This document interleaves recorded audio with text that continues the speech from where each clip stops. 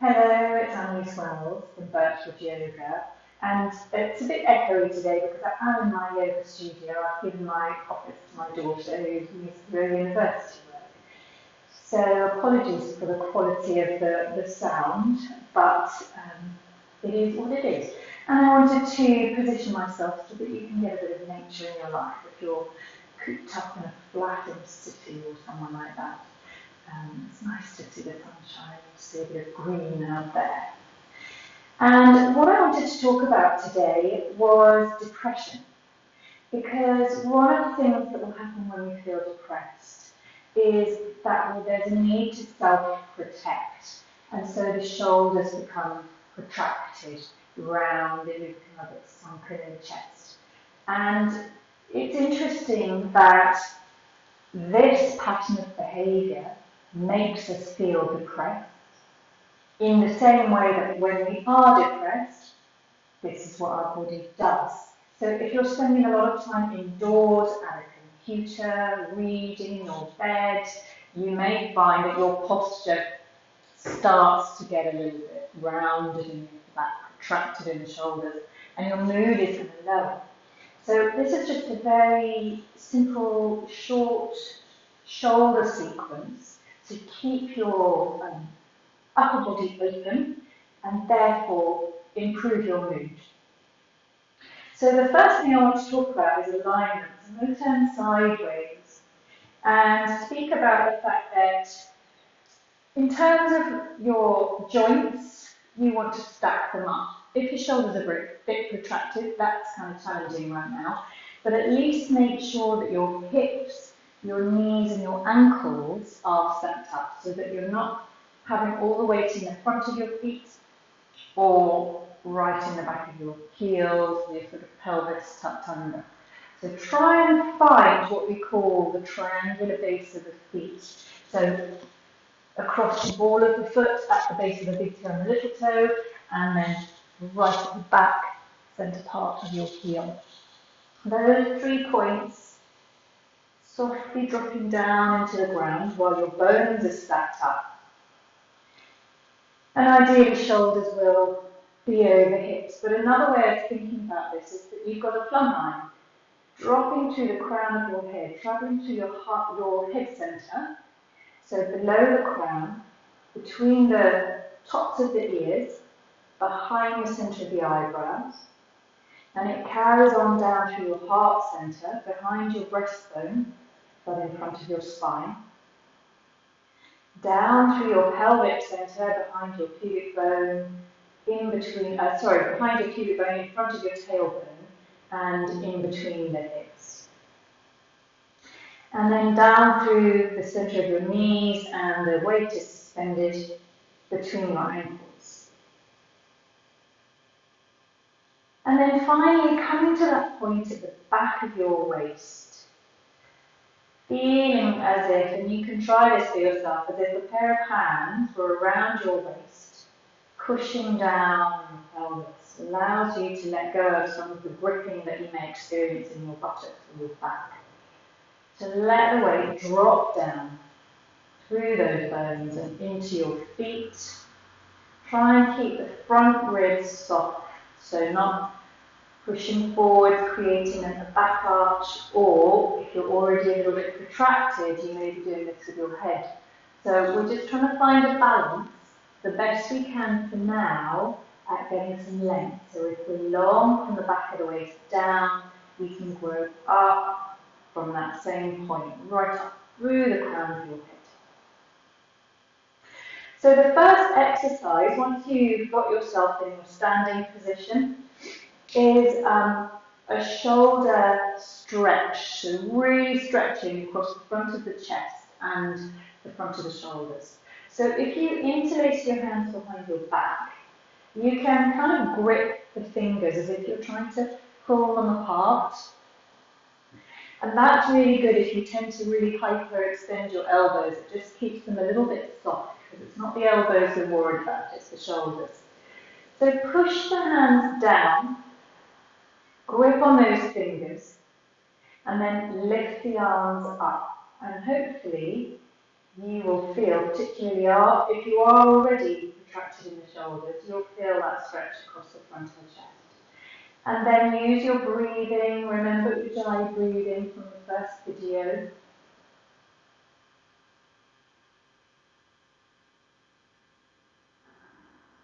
Breathing down into your belly. And take at least 3 breaths here. You can always come back to it and spend longer. And then gently release the hands and let them rest down by your sides. And roll those shoulders. So when people roll shoulders, they really often go crunch, crunch, crunch. Not really very nice. Think about doing it really softly. So it's perhaps 60 to 80% of what you might think of doing. Being very compassionate to yourself, kindness, so that you're not causing any harm. So I'm turning around just so that you can see me a little bit better and keep that nice alignment through the body.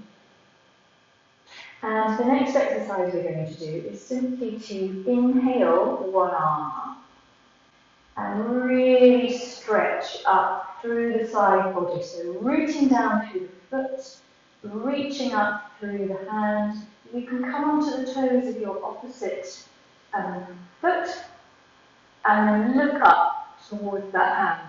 So what you're doing here essentially is a side stretch. You're getting a stretch through the whole side body. Again, be careful that those front ribs don't come out. And notice how it feels in your shoulder. You may have to have your arm a little bit soft and wide. Don't have to be round straight. Feel, what does it feel like in your shoulder? Is it comfortable? Just doing the best you can, keeping the alignment as correct as you can. So looking up towards the fingertips and just having a few breaths here. And then putting that left foot heel down, whichever foot you have lifted, and slowly stretching that arm out to the side, straight as you can get it with your wrist flexed, pausing when your arm is parallel to the floor. At this point you might feel some tingling sensations going to your fingers, and often that's because the nerve itself is stretching, or the nerves down through the arm stretching. And then slowly let the arm come all the way down. And it's good just to rest and explore sensation through your body.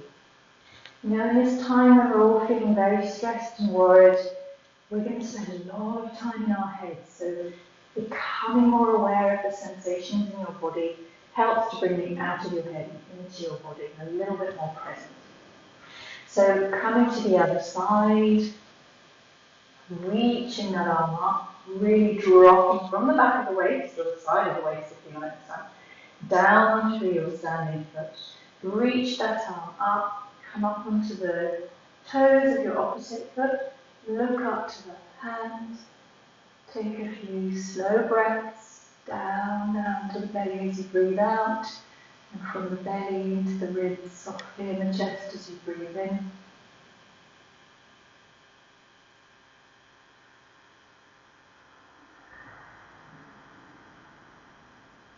Lowering the heel, stretching that arm out to the side, slowly pausing it halfway or parallel to the floor. And again, you can do this without creating tension, so notice if you're really overdoing it. We're stretching, but we're not having to create a lot of pulling tension around the neck and shoulders. And then slowly exhale, take the arm all the way down and pause to notice sensation.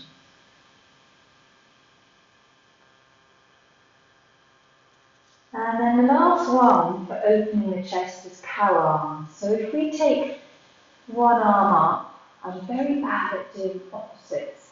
I have to think about it. So you're watching me, so you're going to be taking your left hand up and resting it on top of your head, and your right hand behind your back, and slide the two towards one another. So I'm going to turn around now, because if you have a ponytail, just try and slide it over and down the back. It's really important that you maintain that body contact because it helps to loosen the shoulder joints. So if you were just to do it like that, you might not get as far. But if you're really deliberately pressing against the body, you might find your hands can come together. They may be able to touch your hands and you can grip the fingers. It doesn't matter if they're miles away. You just rest them on the back wherever they are. And you're drawing your right shoulder in towards the spine and down. And the left one out and up. So essentially, you're working on those shoulders, elbows, moving away from one another, moving apart. Now what often happens when people take this pose is that they really want to reach, and so the ribs come forward and you're in a back arch, or you go into a bit of side bend and the head's doing this, and we still want to think about the alignment.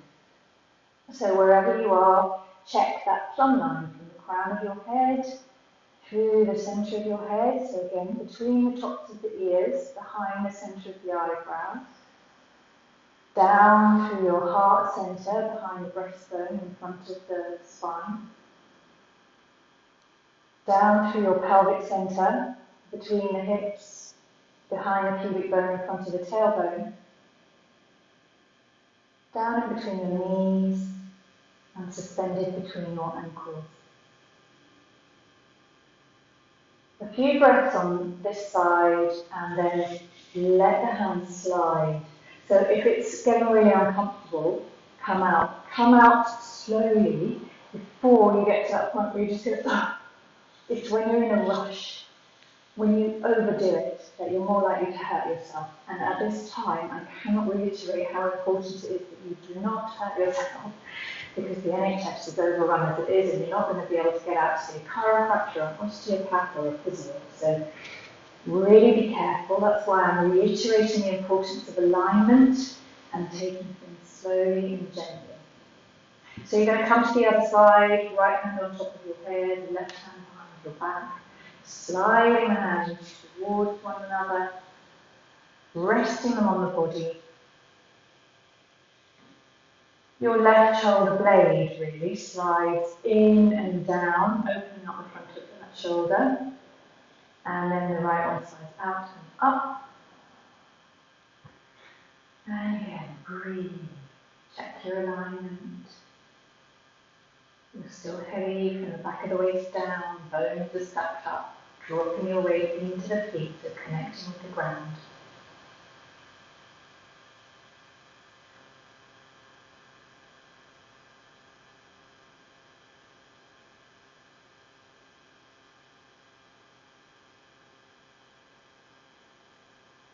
And you've had a few breaths, and before you've had enough, bring those arms gently down by your sides. And once again, just softly roll those shoulders. And really pay attention to the sensations that you're experiencing in your body.